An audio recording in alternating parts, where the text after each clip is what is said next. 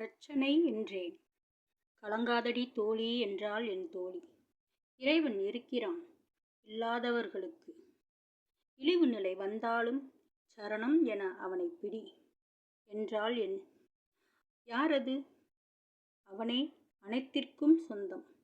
சொந்தங்கள் துரோகித்தாலும் தூரத்தில் நம்மை துரத்தினாலும் அவனே கதி. அப்படியா? அவனை பூஜிக்க வேண்டுமா? இல்லை. அவனை நினை, அழை. அழைத்தேன்.